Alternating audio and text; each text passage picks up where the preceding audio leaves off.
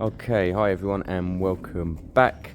You may have seen a short uploaded recently, and it's about this bike and this bike's owner, a young lady, a friend's sister who I didn't know existed actually.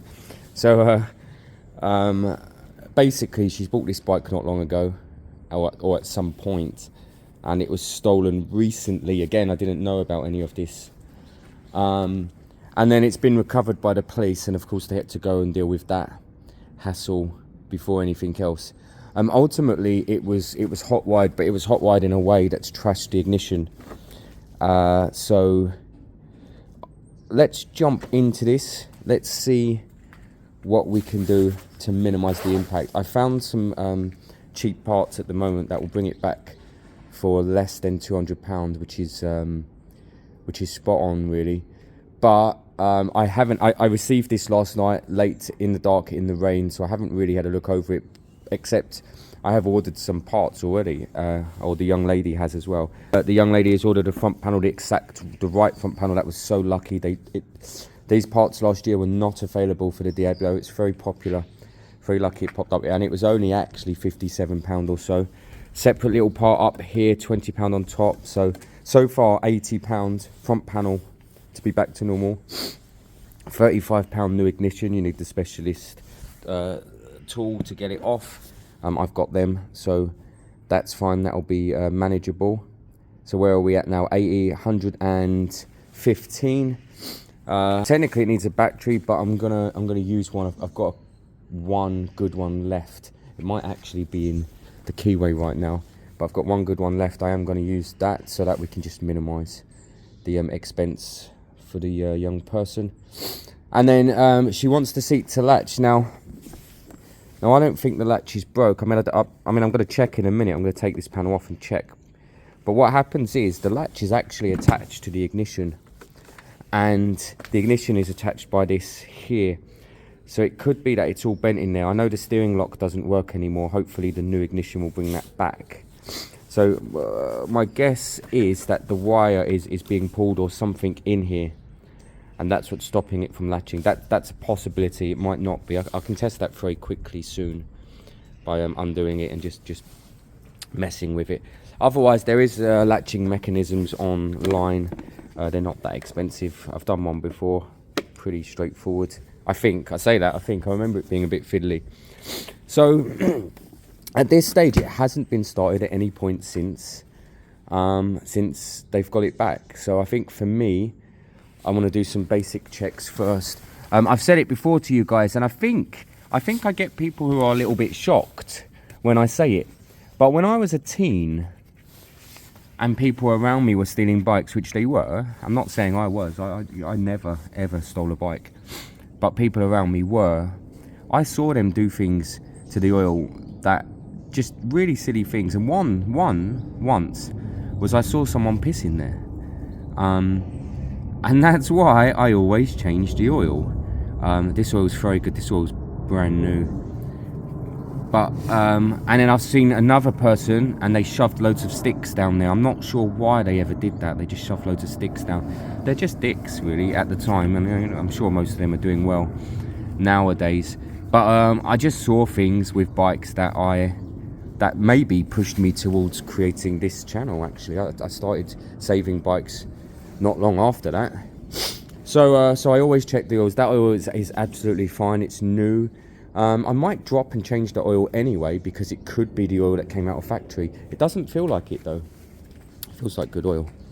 So let's where do I want to start? I actually want to get the front panel off clean, because the new panel has been ordered.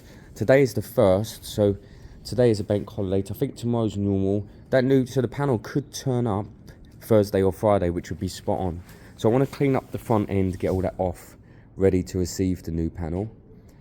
And then I need to get the old ignition off, ready to receive the new one. I need to check the wire, check the thingy at the back, ready to order one. I need to get the battery charged from the keyway, actually. Let's do that. And from there, I want to start it up. I want to make sure it's a riding bike. I want to test all the brakes. I want to test that the steering's straight. I want to test that the suspension's good. When you're worried about your bike having been dropped or stolen, Telltale signs will be leakage on the suspension if it is dropped or twisted. The other thing will be driving it, and you'll see quite quickly if there's an issue there. Otherwise, the bike looks okay. I can't see any huge issues. The other thing I've had on stolen bikes in the past is people nick parts, CDIs. When I looked down here briefly last night, I was just checking to make sure, these are diagnosis ports. I was just checking to make sure that nothing had been obviously nicked down there. So let me throw that battery on charge for half an hour while I'm cleaning this up. And then I'll bring it back up, we'll throw it in and we'll fire up. I also want to do a test fit, make sure it fits. This slot's quite small. It should fit, but let's check that. That's a sorry looking thing right there. Right, back to this. I need to get that off, so I'm going to have to loosen up this front panel to be able to pull it back enough to get the second bit in under there. So what have I got? I'm going to have right, I've got a 10 there, and then some screws here. I may just pop that back.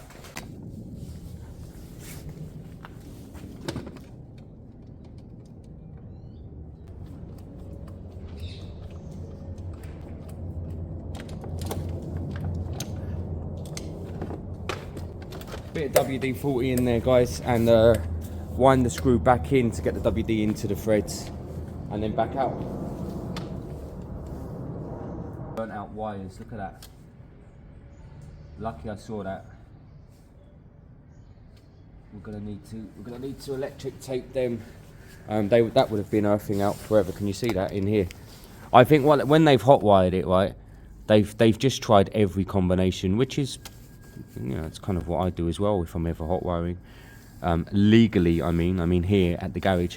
But look, it's sent ashore. I'd be curious as to whether this bike will start up. I might have to try and hot wire it myself after. I'm not going to show people how to do that, by the way, guys. And I'm not going to. Actually, hot wiring is quite complex. It's quite simple in some ways and quite complex in others, because once you put a wrong wire in the combination, you blow the main fuse, and the main fuse is quite hard to get to. So hot wiring is not a quick getaway, really. I mean, I could give you other options, but no, we shouldn't be taking other people's stuff. We should be working hard and gaining stuff.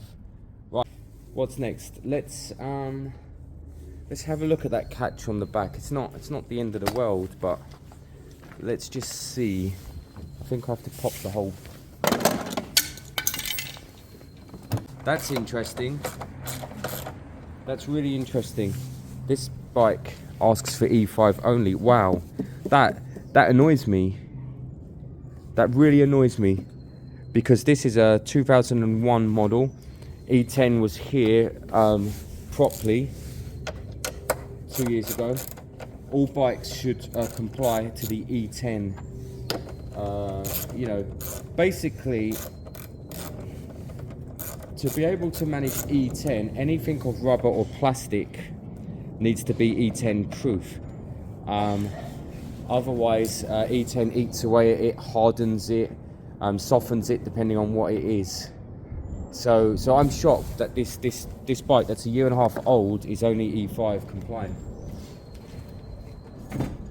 The problem with our E5 currently, or less, is that it's premium. It's actually high octane. So a small moped like this doesn't need high octane at all. It just burns through it. You don't get your mileage out of it because it just burns through it. It doesn't need high octane. So really, we need the original fuel, which was E5, normal octane, 95, right?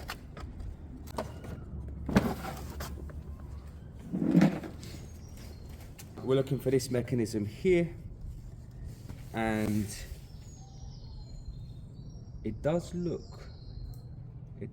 weird. It looks out of place. What's going on here then? So pushing down on it should lock it, which it does, and then pulling on the cable should unlock it, which it does. Lock, unlock. I'll grease that up What I might do is loosen up the bolts a touch, lift it up a tiny bit, making sure the latch mechanism reaches it is the main thing here.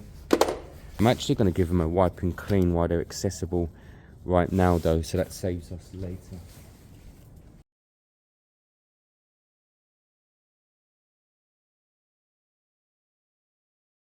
I wax afterwards to any panel, but I am going to put a wax layer on this before it goes out, just to give it a bit of protection.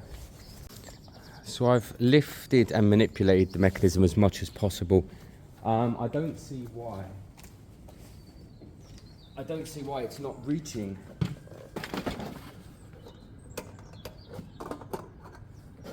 There's no reason as to why the seat isn't reaching. Sometimes the latch under here can get broke and twisted and bent, but it's fine actually. I mean, okay, all right.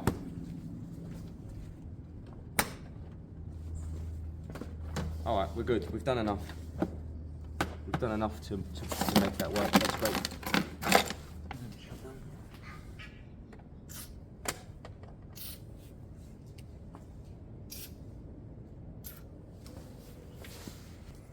For me, part of rescuing the bikes is about minimizing the emotional impact on someone. And when you look at a bike that's been stolen and you just see it's really dirty and the number plate's been ripped off and all of that stuff, for me, when you've recovered it, it's hard to continue positive feelings. I like to polish bikes up as best as I can so that when they're ready to go back, it kind of looks like a new bike. And in many ways we can do that at the channel. We can address some of the issues that might have become a problem later down the line, slightly earlier on. And I kind of pride myself of that at times. I've talked about wanting to open a shop, a basic servicing shop in the local area, because they're all closing down, because they all ended up charging £300 a service. Some of them £380 for a moped service, 50ccs to 125. That's not okay.